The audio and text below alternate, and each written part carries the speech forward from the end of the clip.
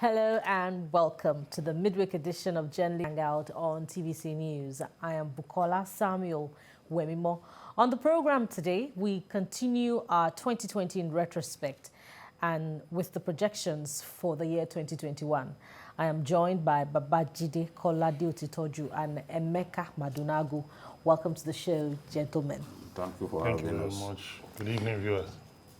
So today on the program, we will focus on various sectors such as political parties, electoral reforms, oil sector, National Assembly in 2020, and as I said earlier, what to expect in 2021. Of course, state governors to watch out for in the year 2021, and we'll also be looking at global sports in 2021. Welcome once again to Journalist Hangout on TVC News. The program starts now. We start with political parties. The year 2020 was a year many political parties in Nigeria ceased to exist as they were deregistered. It was also a year when the two major political parties, the All Progressives Congress, APC, and the People's Democratic Party, PDP, dominated the political landscape. And since the return of Nigeria to civil democracy in 1999, elections and their administration by the electoral body, like they were in the previous defunct republics, have been rather problematic, to the effect that many observers have even doubted whether we can have true internal democracy in our political parties. Welcome once again, gentlemen. Babajide, let's begin by looking at how it's been near impossible for that third force that Nigerians have always talked about to emerge, at least to give, the other two dominant political parties a run for their money. It's not so easy to form a political party. And I would say that the APC was fortunate in terms of the choice of its standard bearer. They had someone who could mobilize 12 million votes without spending a dime. And of course, the major opposition parties, apart from the PDP itself, was prepared to join others in forming the All Progressives Congress. You have observed that in 2019, rather than the formation of a new party, yes, there were defections out of the APC, but they moved to the rival PDP and a few of them to parties that were not as strong as the two dominant parties, SDP, even UPN, PRP, some states of the Northeast, and even in Kano, you saw some candidates joining the PRP. People like Shehu Sani tried to pursue his ambition of returning to the Senate through the PRP vehicle. So it's not that easy to form a new party. It's not in all cases that you will find the ruling party fumbling to the point that a number of governors will walk out on a sitting president and then do primaries that will be so rancorous that some of the people felt cheated at the primaries will now go and contest in the APC, and they were election winners.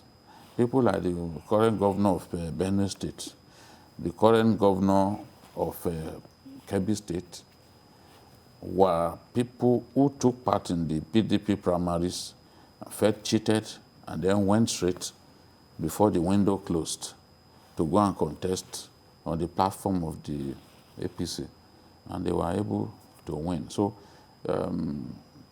APC exploited the divisions within the PDP so well.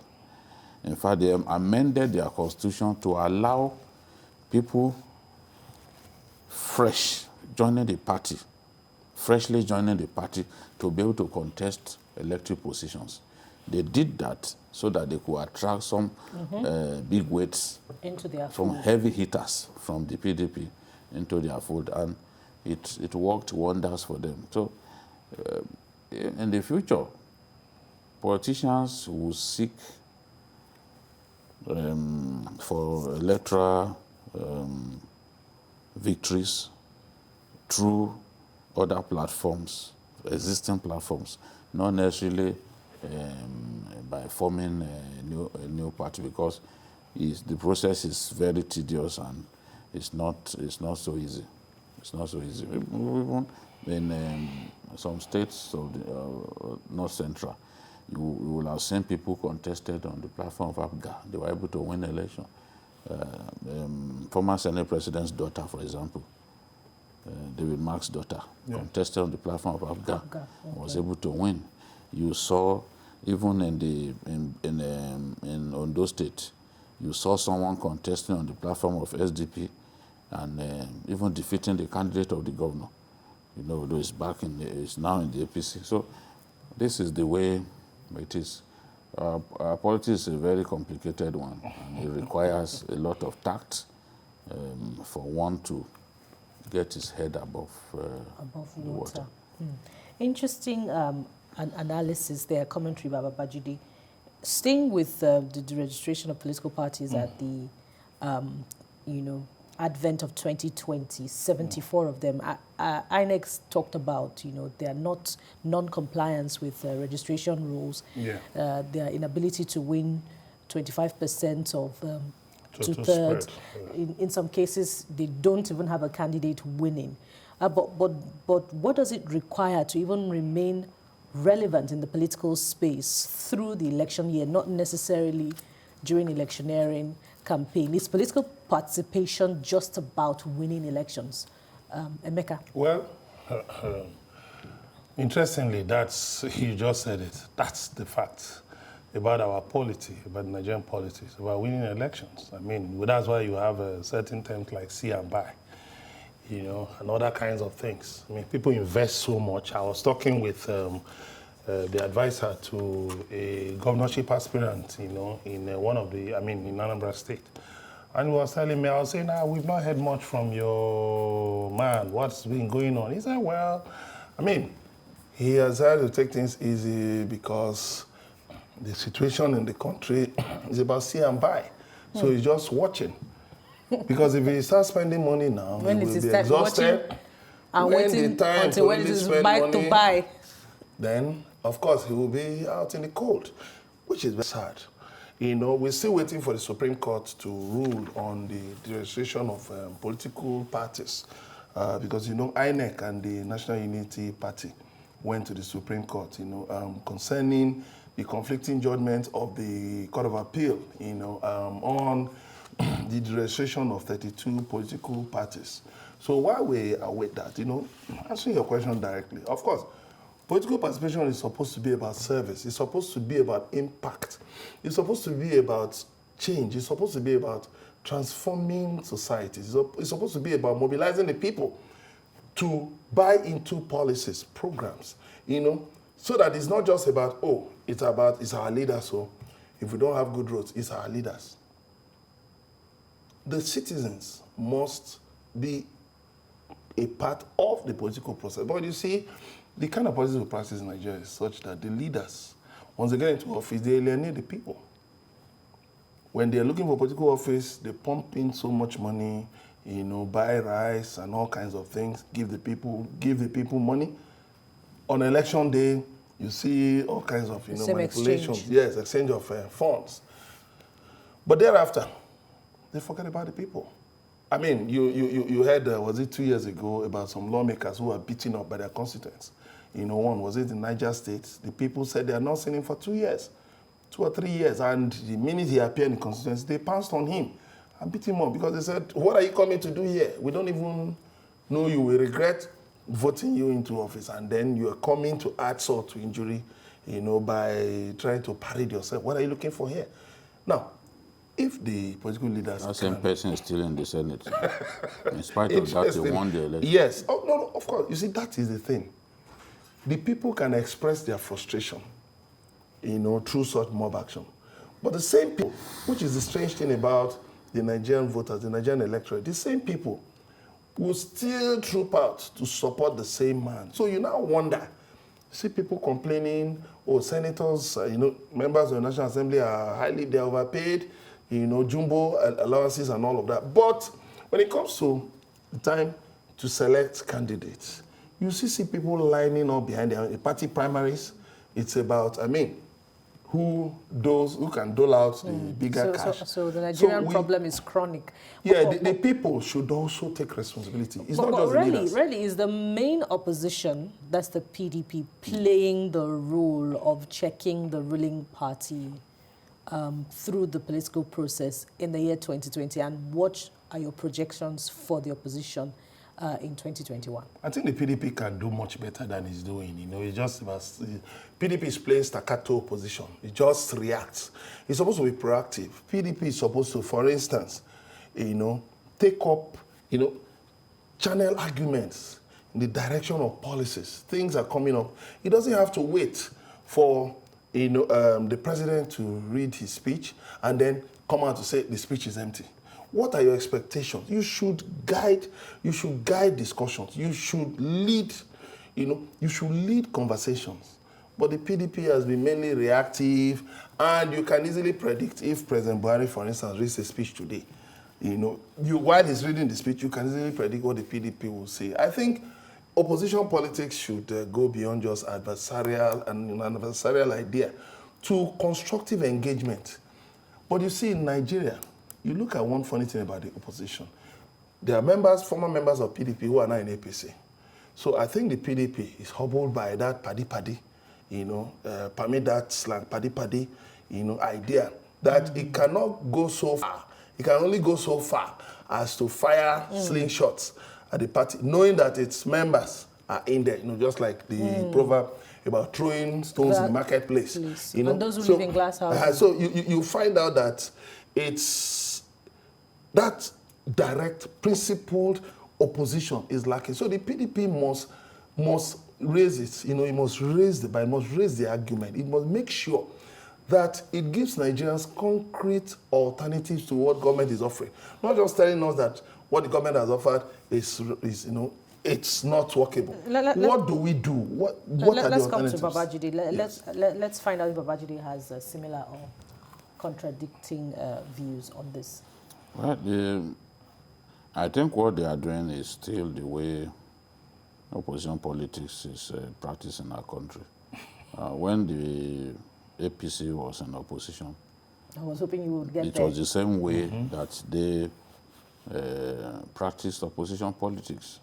And Alhaji Lai Mohammed, as spokesman of the party, was very effective. You cannot compare his reach within the media to the people who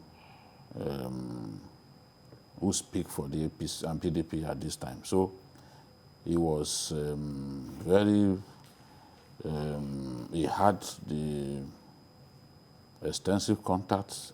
For every point that he made at that time was well externalized, and they were very aggressive. They were much more aggressive than the PDP is at this time. Maybe it also has something to do with cohesion, because you find Atiku offering his suggestions about the way forward for our country, and you find the PDP officially also weighing in. I think that it's possible for them to come together and present what truly constitutes the APC, the PDP position. It's not as if they do not complain about some of the things that are wrong about the way the government is run, but I tell you, the APC responds even aggressively each time they try to tell Nigerians that no, this government is not doing the right thing. They respond aggressively and always remind them of what they left undone, So I will not blame the PDP. I don't think there is anything they can do better than this in terms of playing opposition. For opposition politics, you try to demonize the ruling party, show that the ruling party is not the best, you show that you can do it better.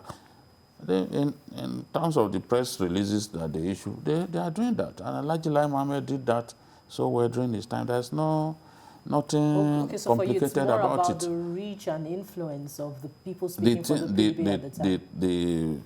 The truth is, yes, they are the ruling party now, the APC, but they still respond aggressively when PDP tries to show that, look, these guys are not good enough. They have the organizational skills to be able to muster an effective response at every point when the PDP tries to show Nigerians that it is the better of to the APC. They have the various groups, media groups within the ruling party that respond. Sometimes individuals even respond when it appears that, they are praising an individual within the PDP that has done so well. Look at what happened in Zamfara. Everyone knows that the hero of the release of those boys was the Zamfara governor.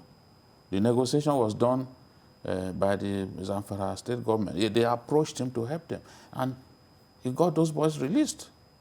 The bandits released them directly to the state government, before even the soldiers were called in to then escort those boys to Katsina State. But what did we hear? Somebody got up and was accusing him of hobnobbing with bandits, so that at the time when he's supposed to be lapping up the praise for helping us to get those boys released, is opprobrium that he gets.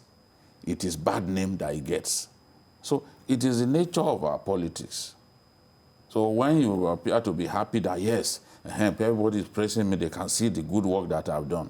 Somebody somewhere from even the ruling party can effectively divert attention from that and get people to start thinking that, the person who did this is not a good person after all. Because after that, I started hearing people saying, it's time to investigate governors that are enablers to banditry.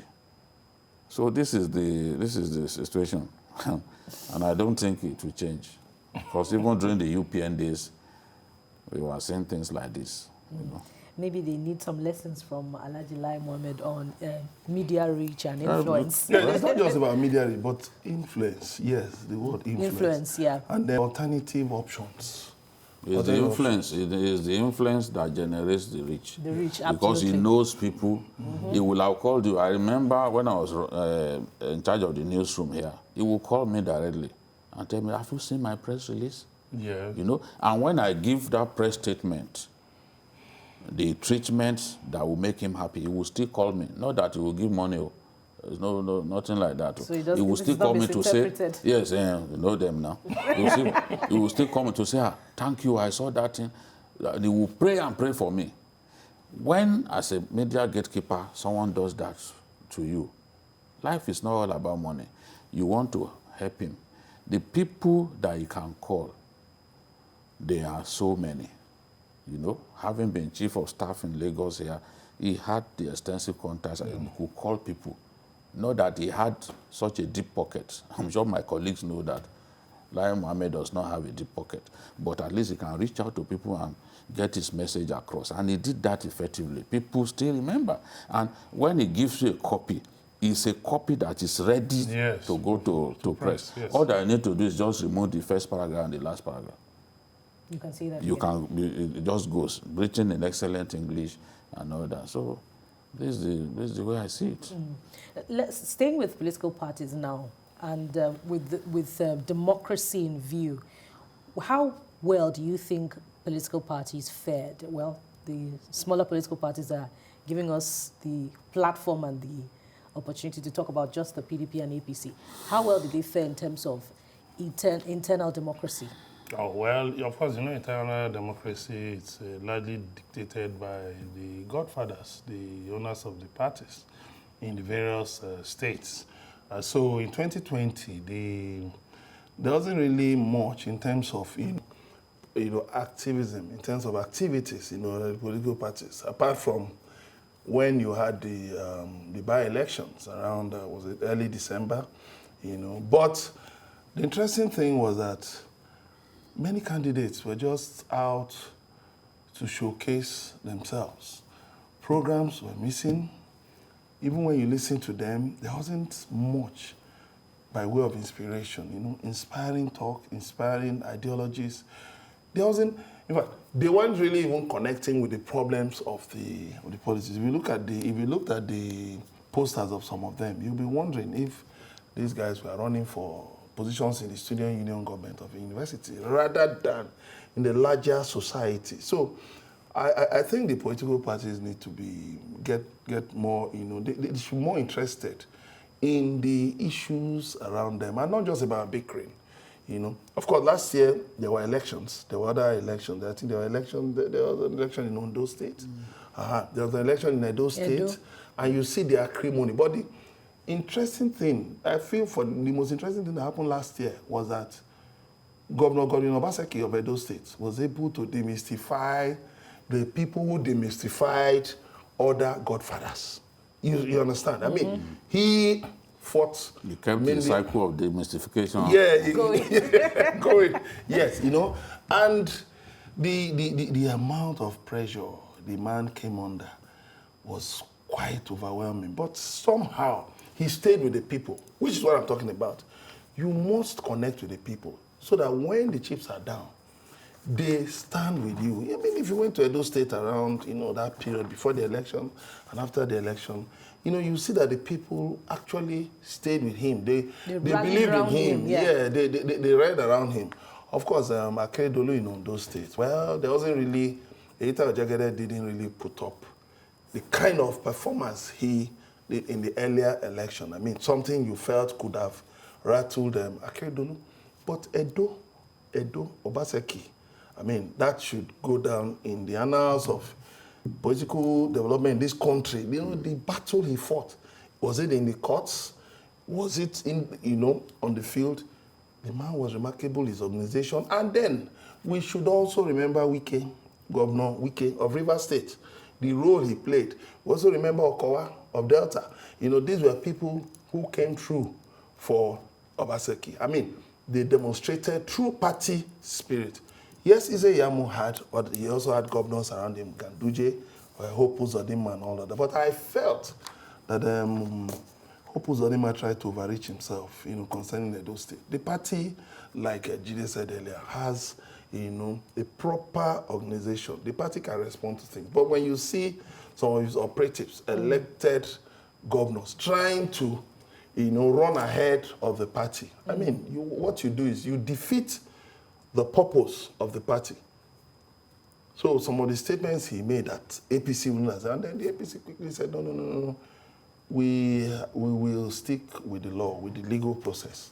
And that, of course, doused whatever tension, would have enveloped the polity arising from that statement by Governor Hope Uzodinma of Imo State. So, of course, by and large, yes, the political parties tried. And again, COVID-19 didn't really allow for much political activities. So they still tried here and there.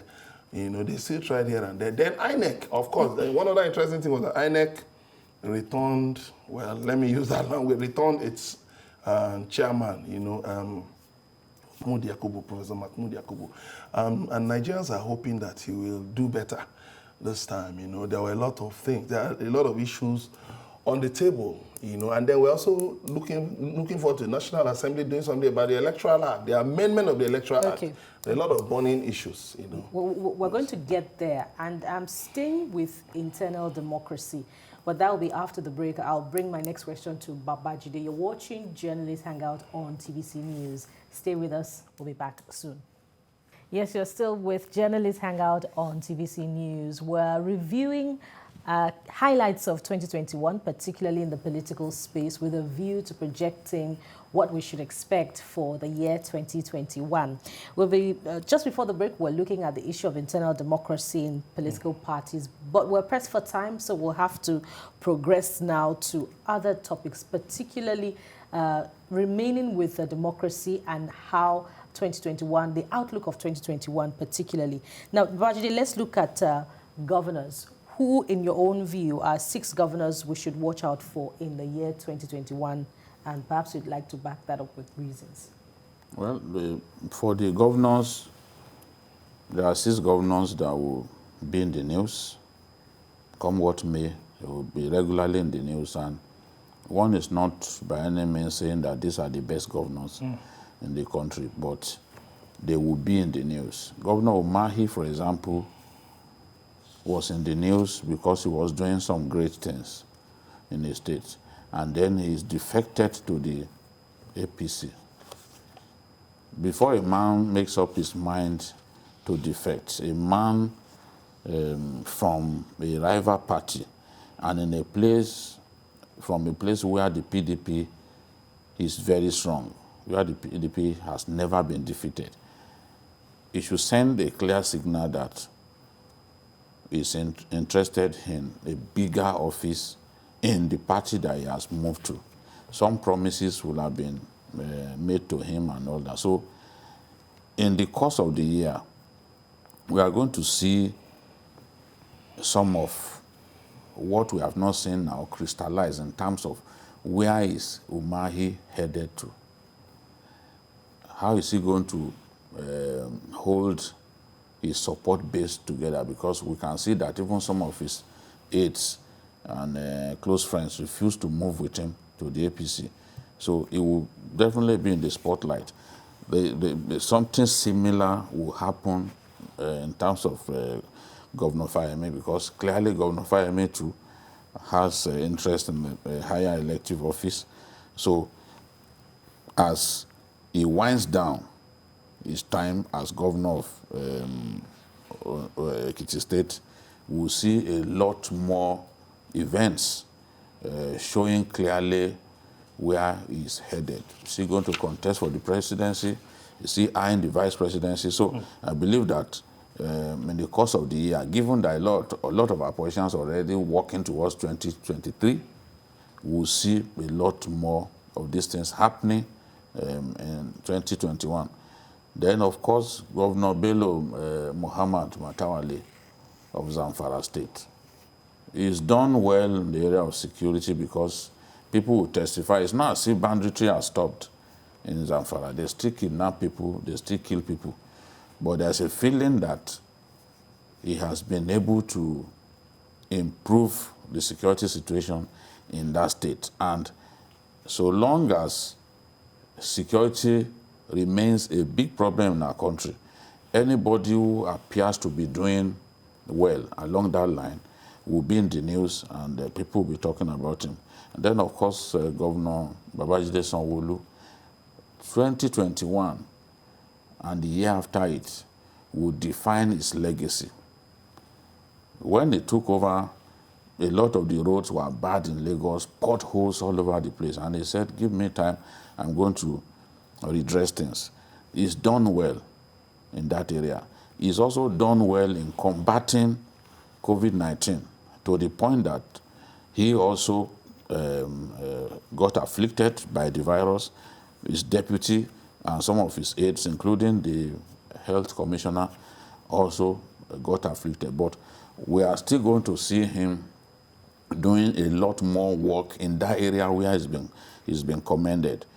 We will see in the course of the year what he's trying to do in terms of giving Lagos an alternative route to the Dangote refinery, because what we don't want to see is that area turned to another papa in terms of gridlock and all that. And the governor said, we are going to create 2 roads and a bridge.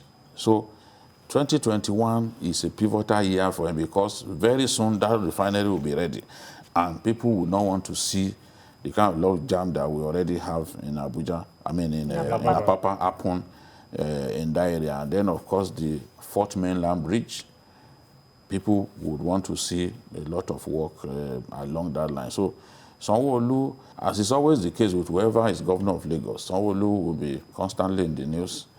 And then, of course, Governor Wike of Rivers State. Amongst the governors, is believed to be the one who has the most resources and the capacity to use those resources. A lot of the APC governors, and I'm talking about across party lines now, a lot of the APC governors do not even have access to oil wealth. Talk less of the capacity to deploy the way Wike has done. Wike has shown himself to be the most powerful politician within the PDP at this time, and probably even the most influential because of the resources at his disposal. He has already shown that he's interested in who becomes the next chairman of the party, national chairman, just the same way he was pivotal to the election of the current national chairman, because this is the year that their term of office will expire. So people would see a lot more of movement from Wike, which will show where he's headed and all that. And then, of course, finally, Governor Nasir El-Rufai. Nasir El-Rufai never fails to hog the headlines, either for negative or positive reasons. One is in a state where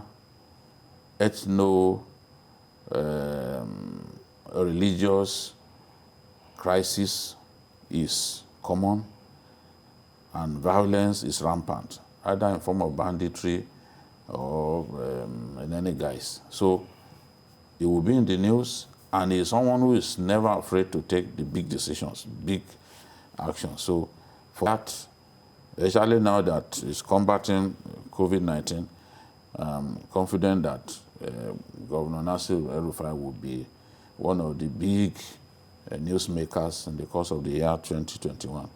Of course, not forgetting Zulum. Governor Zulum is the last on my list of governors to watch. He's done very well in the course of this year. I can say that Governor Zulum is the most popular public officer in northern Nigeria today, and it is because of his love for the masses. He said something that I will just quote quickly. He said, "It is better to take a risk and die serving the poor than to leave the poor suffering and die a coward. The only thing I'm afraid of is to stand before Almighty Allah while I deliberately failed Borno people. I was born into a poor family.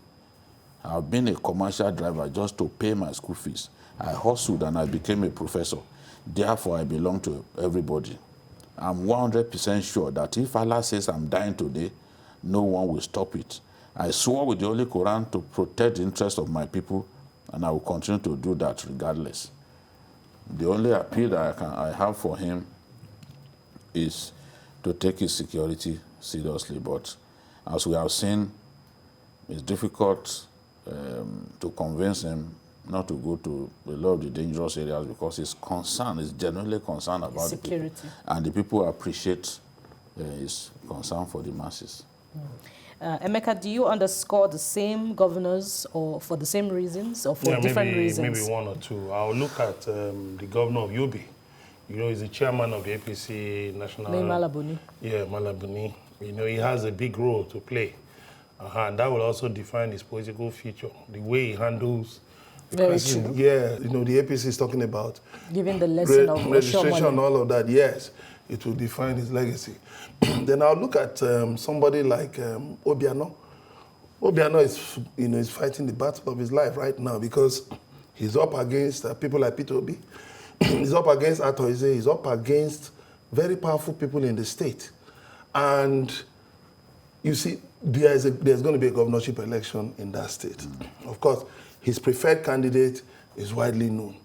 Whether he'll be able to deliver him on the platform of APGA, or there will be a fusion, or whether, as is rumored, he will move to APC and then merge APC and ABGA together to deliver his choice candidate is still open to be seen. Of course, Governor Sanwo-Olu, of course, Lagos is the economic capital of Nigeria, so a lot of things are going to happen here. And you see a lot of copycatism, among governors. It's what Sanwo-Olu, they wait for what Sanwo-Olu will say concerning COVID, and then they now begin to issue statements. You just see, they just pick some points, so definitely there's going to still be a lot of heat around, how Sanwo-Olu runs Lagos State.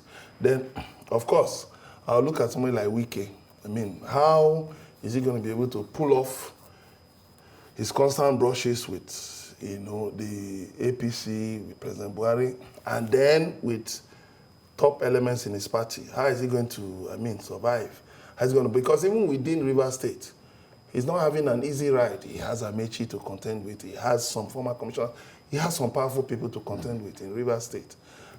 And then I would go also to Zulu because of Borno State, because he has tried, to really connect with the people, like I said earlier. But some areas still need to be ironed out. The relationship with the military, the influence of the military in the state.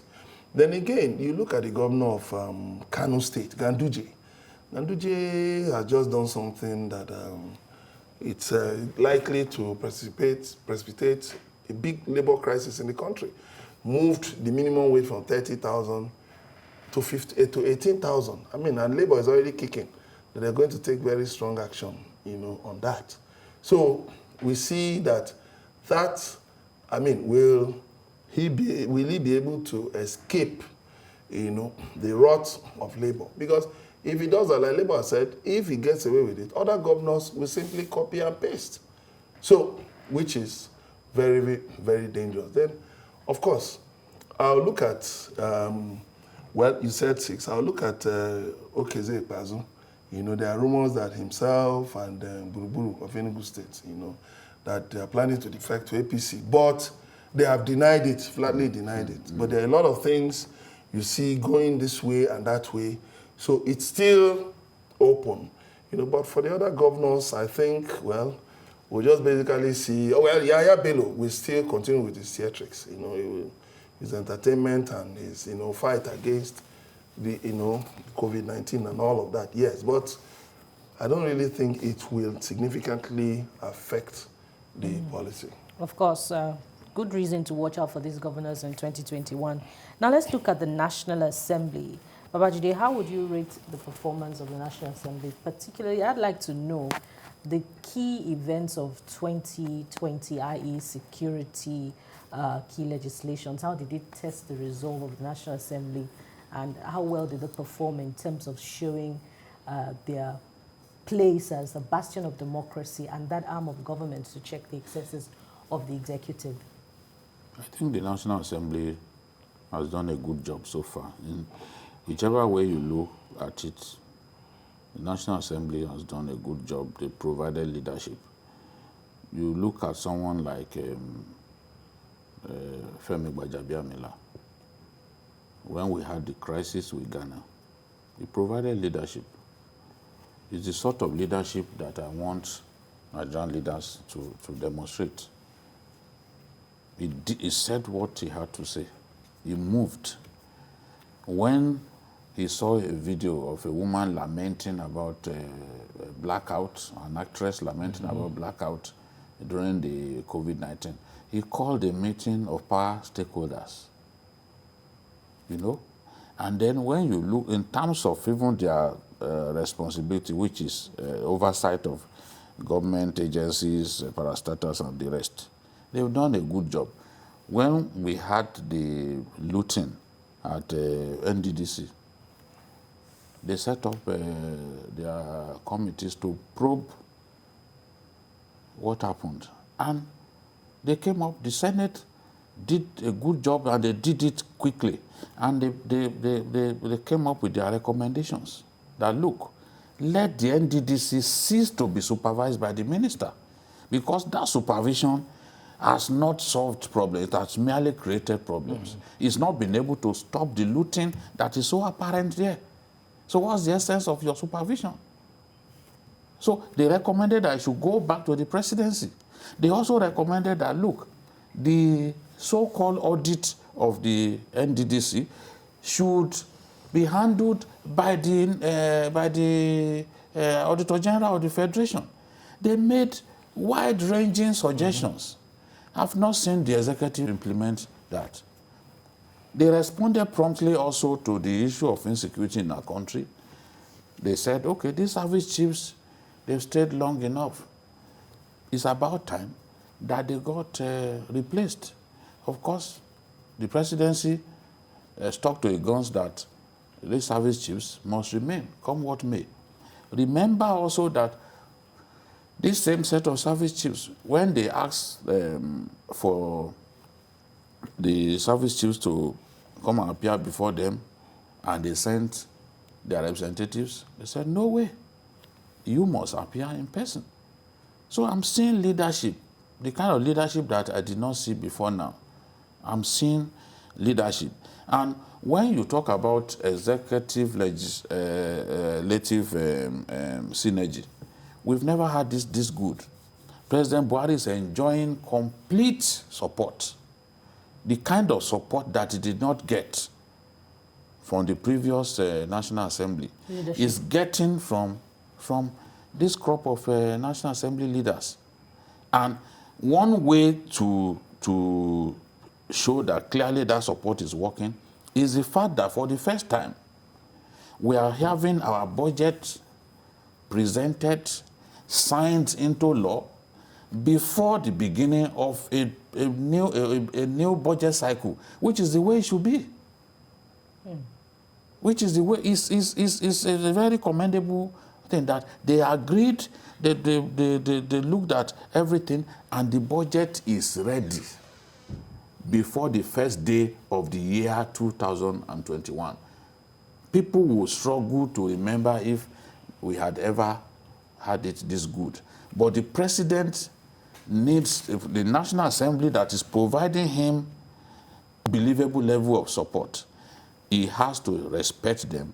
And when they come up with suggestions about how the country can be better run, he should not simply brush aside their suggestions, because by doing that, he will be getting some of those members to become adversarial in nature. And in no time, they will pile pressure on the leadership of the National Assembly, you know, to become more combative, to become combustible, to the point that the president will no longer enjoy their support. So I don't want him to allow that to happen, because these guys have done a good job so far.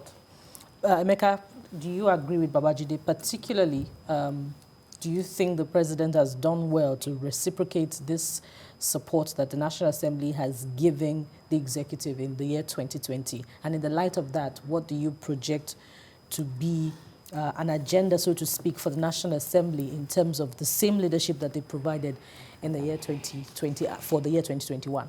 I think the National Assembly should not, popularize the notion that it's an assembly that's ready to stamp anything.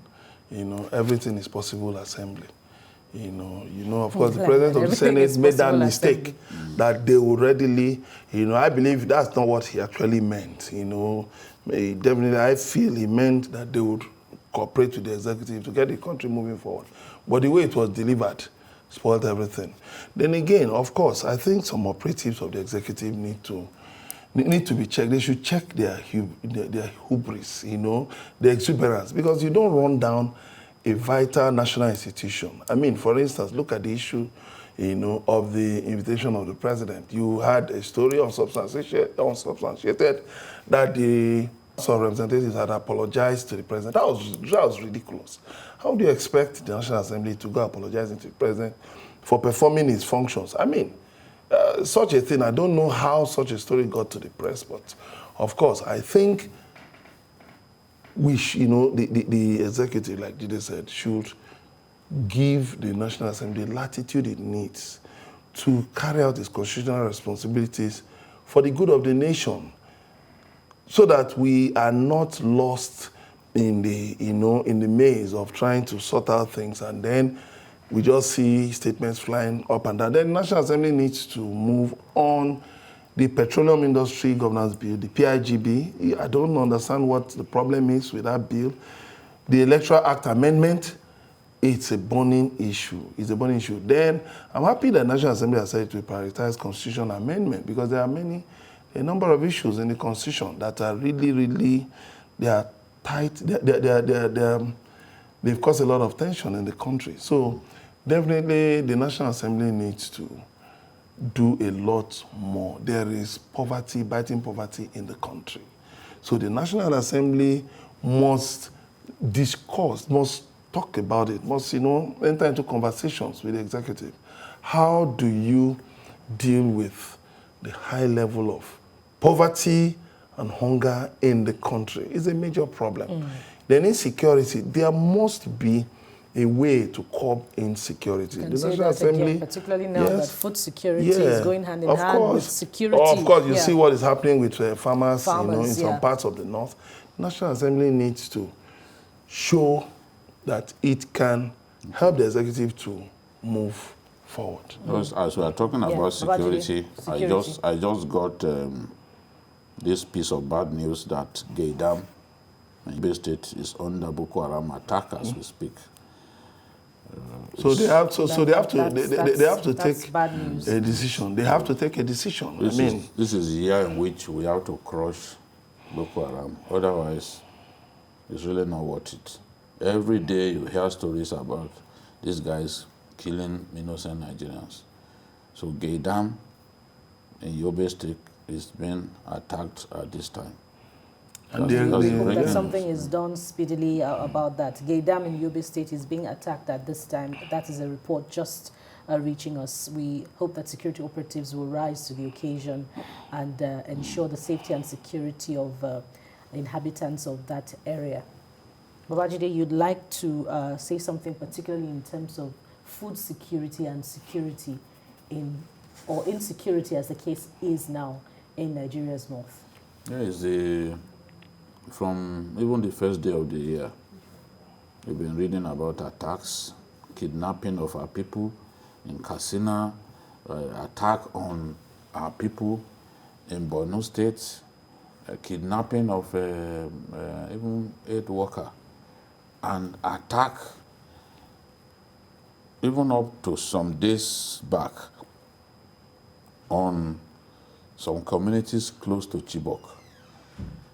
It's not Chibok itself, because someone sent me a message that no, attack did not take place in Chibok. We are talking about communities around Chibok. Boko Haram knows that there is a considerable presence of Nigerian troops in Chibok. But what they do is they attack communities close to Chibok. So before soldiers are mobilized from that area, the attacks are usually swift. Before soldiers are mobilized from Chibok to go and respond to the attack, they usually will have left the area. But we are seeing increasing attacks by Boko Haram, even in dry season, because in dry season, they usually are not very active as they are during the wet season, because the shrubs, the weeds are usually overgrown in wet season, so they provide some cover for them. But in dry season, they don't get that cover. And that was why Governor Shettima said some time ago that, look, if we don't crush them in dry season, we will be in trouble, because in the wet season, they will be almost unstoppable. So we are seeing, even in this dry season, increasing attacks. During the Christmas period, they gathered some Christians and executed them. They attacked communities in Borno and Adamawa State. We need to see an end to these attacks. And the only way we are guaranteed that that will happen is if the military is provided all the support that it needs in terms of equipment, in terms of boosting their morale. If we do not crush Boko Haram this year, I'll be very disappointed because I think that their cup is full, more than full. It's about time that we showed them that they cannot defeat the Nigerian state. It's about time that we ensure that our people are adequately protected, either they are traveling on the road or they are in their communities against attacks from Boko Haram. And we hope that the Nigerian military will see that charge as a clarion call. As we wrap up, a few words briefly about COVID-19 and how it impacted on sports in the year 2020. Emeka. Of course, the National Sports Festival was postponed. It was postponed to December, postponed to early January, no date again. And then you see how the sports sector has been badly affected. You know, sportsmen Testing have also positive. some of our sportsmen have also been infected with COVID-19. So it's not been an easy issue. You know, the sector has not been one easy area. You know, it's been dogged a lot of People can't go controversies to and all watch of that. games. Yes, and now COVID-19 has made matters worse. People can't go to watch games. Clubs are losing money badly.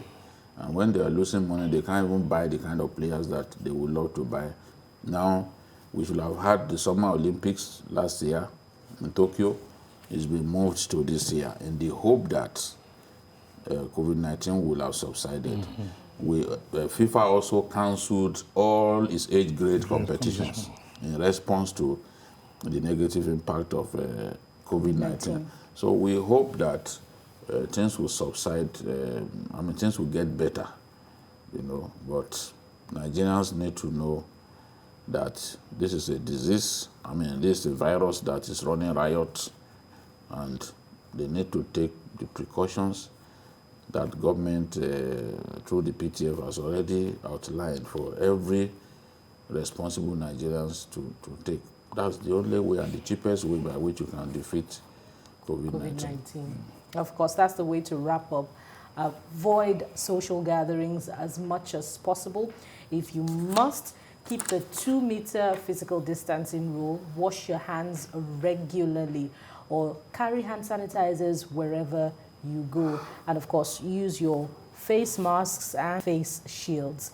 That's the way we'll wrap up this edition of Journalist Hangout. We thank you for joining us. You can watch the repeat broadcast tonight at 11. We're on YouTube at youtube.com/TBC News Nigeria. I am Bukola Samuel Webimo. Bye for now.